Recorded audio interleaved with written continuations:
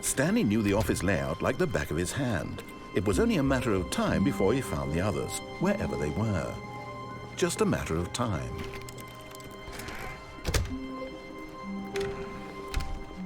Oh, and I guess... no, apparently not. When Stanley came to a set of 2 open doors, this was not the correct way to the meeting room, and Stanley knew it perfectly well. Perhaps he wanted to stop by the employee lounge first, just to admire it. Wow, yes, this room. But eager to get back to business, Stanley took the first open door on his left. Stanley was so bad at following directions, it's incredible he wasn't fired years ago. Look, Stanley, I think perhaps we've gotten off on the wrong foot here. I'm not your enemy, really, I'm not. I realize that investing your trust in someone else can be difficult, but the fact is that the story has been about nothing but you all this time. There's someone you've been neglecting, Stanley. Someone you've forgotten about. Please, stop trying to make every decision by yourself. Now, I'm not asking for me, I'm asking for her.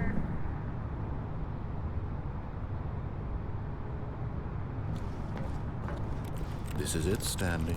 Your chance to redeem yourself, to put your work aside, to let her back into your life.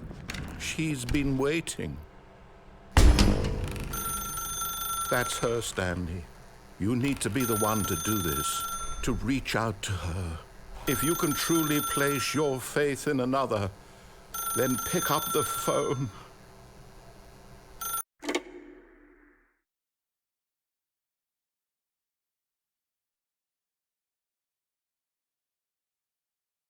Oh, Stanley, is that you? Hold on, sweetie. Sorry to keep you waiting. I'm just pulling the bread out of the oven. All right. Okay, there we go. All right, now, I want you to come in and tell me all about your day.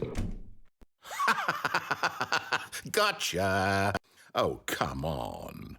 Did you actually think you had a loving wife who'd want to commit their life to you? I'm trying to make a point here, Stanley. I'm trying to get you to see something. Come inside. Let me show you what's really going on here. This is a very sad story about the death of a man named Stanley.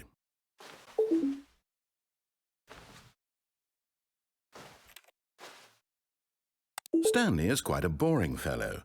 He has a job that demands nothing of him, and every button that he pushes is a reminder of the inconsequential nature of his existence. Look at him there, pushing buttons, doing exactly what he's told to do. Now he's pushing a button. Now he's eating lunch.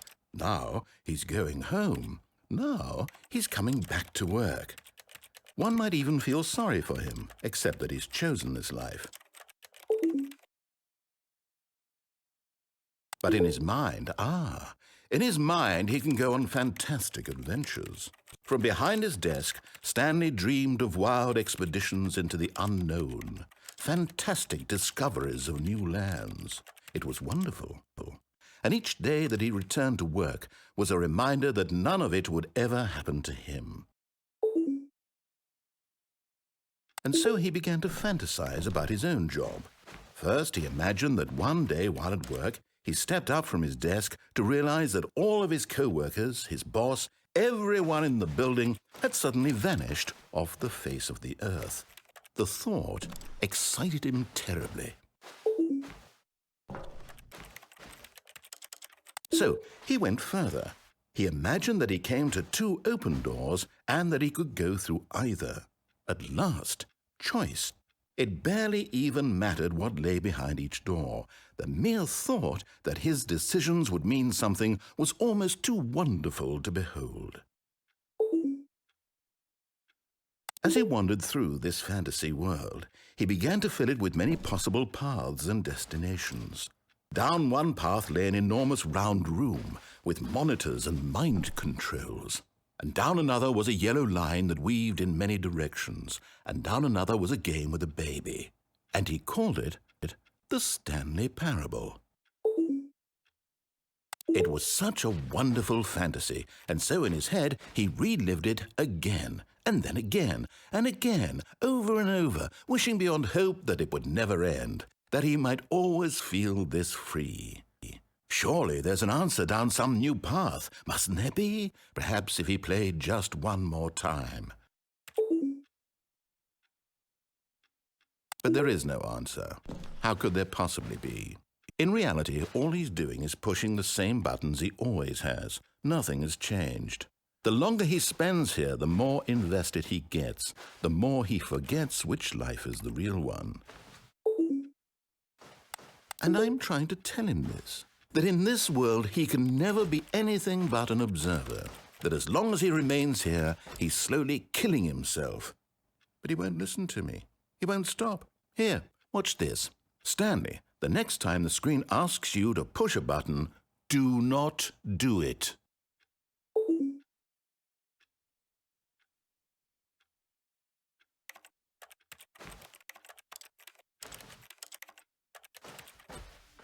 You see?